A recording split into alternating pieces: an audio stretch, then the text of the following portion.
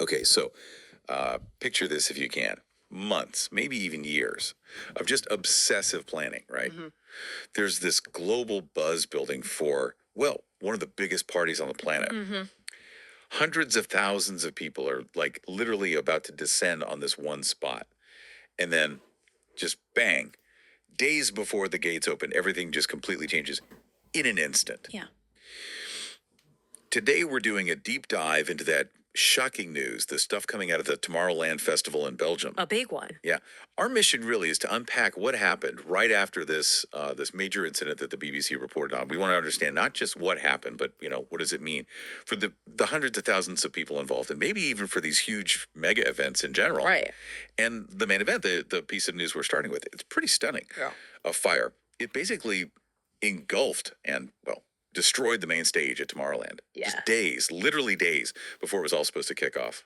And it's so important to get a sense of the scale here because Tomorrowland, it's not just, any festival. We're talking one of the world's absolute largest electronic dance music festivals. It's huge, a global thing. Right. So when something hits its symbolic heart, the main stage, the ripples, they aren't just local, they go everywhere. The whole international music scene feels it. And honestly, beyond, it really makes you question the event's identity itself. You're absolutely right. It's like from this massive global anticipation to potentially just catastrophe in hours. This isn't just a news story, is it? It's kind of a testament to the incredible pressure and the really swift decisions you have to make when something so carefully planned, so massive, suddenly faces this huge threat. An existential threat. Really. Yeah. So let's get into it. The unfolding crisis. Yeah. What exactly went down? Okay. The BBC report, it details that the main stage was, quote, severely damaged, basically destroyed by fire. Right. And the timing, this is key, Wednesday evening. Yeah. Just 2 days before the festival was set to open on Friday. That's so close. So close. The fire itself apparently started around 18.00 local time. That's 4 p.m. GMT. And this was all happening at the festival grounds, the big site there in Boom, which is just south of Antwerp in Belgium. Okay. But here's the really crucial bit, the massive relief amidst what must have just been chaos. Yeah. According to the organizers, thankfully, nobody was injured in the fire. Oh, wow. Okay. That's the most important thing, It's absolutely paramount, especially when you think about the potential for disaster there. Definitely. That relief, knowing no one was hurt, it's huge. But it doesn't really lessen the massive challenge they were facing. At all. Because when you think about what was actually at stake, the sheer scale of this thing is almost hard to wrap your head around.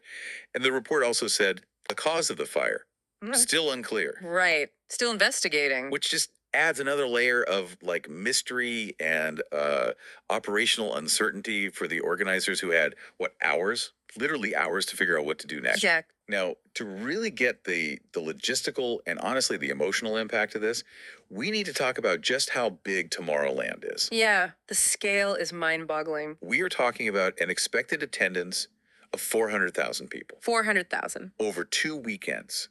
That's like building a temporary city for nearly 500,000 people. It basically is. And the lineup, come on. It's a who's who of electronic music, right? David Guetta, Lost Frequencies, Swedish House Mafia, Charlotte de Witte. These are massive global headliners. Top tier. So destroying the main stage is not just like losing some equipment. It's a direct hit to the experience that these artists and those hundreds of thousands of fans traveled the world for. And, a main stage like this, at this level, it's so much more than just a platform. Right. These are incredibly complex, often custom-built structures. You've got massive engineering involved, integrated pyro, huge LED screens that are like the visual soul of the show. Yeah, the whole spectacle. Exactly. Plus all the specialized rigging for sound, for lighting. So for something that complex, that purpose-built, to be destroyed so quickly, the safety issues alone for the area around it. It's a massive technical and logistical problem just to assess it, let alone rebuild and try and work around it, especially with no time. No time at all. It forces this immediate, almost instantaneous pivot, a complete redesign on the fly. In the human side of this, you can really feel it. The report had this quote from an unnamed employee, just striking.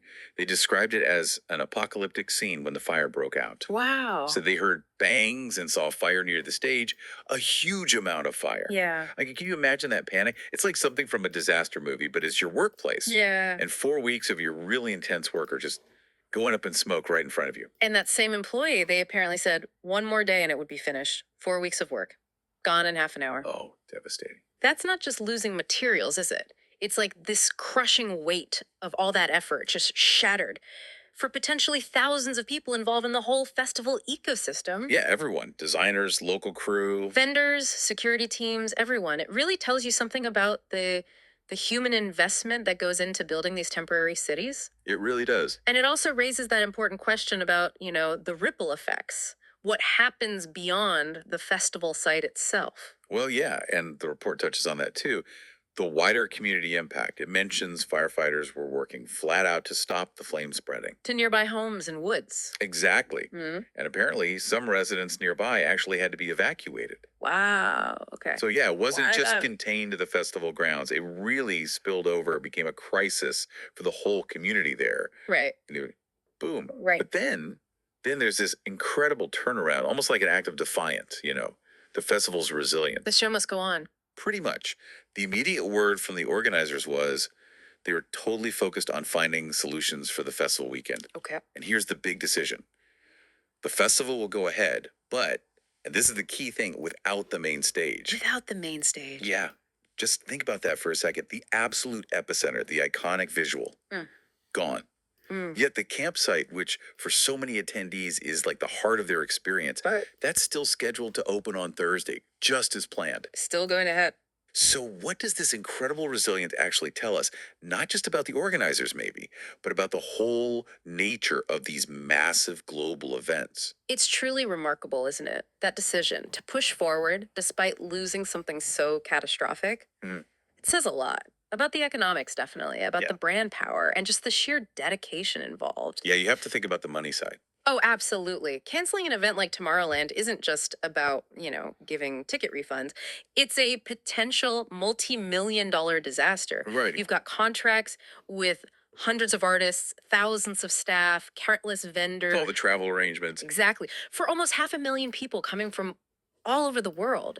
The damage to their reputation alone could be immense if they just pulled the plug. Right. So that strategic choice to kind of soldier on, even without their crown jewel, it really highlights the immense pressure they're under to deliver something to their audience, to protect the brand's integrity, and frankly, to minimize financial ruin. Yeah. It's that show must go on mentality, but taken to a completely unprecedented level, really. So we've sort of unpacked this really surprising turn of events at Tomorrowland. Seen how fast a meticulously planned, absolutely massive event can just be turned upside down by a fire. Yeah. And then the immediate, pretty decisive actions they took right after. It's a wild situation to follow for sure. And it leaves us with this kind of interesting question, maybe for you listening to Ponder. Despite losing something so devastating, so visible, its iconic centerpiece gone, the decision was made for Tomorrowland to continue. Right. So what does that really reveal about the spirit maybe of these big events, the incredible dedication of the people who run them, or perhaps it's about the sheer demand, the commitment of the audience itself? It makes you think. It forces us to think about, adaptability, recovery, and what truly defines that festival experience when its most famous focal point is suddenly just gone. Is it the stage? Or is it perhaps something else entirely?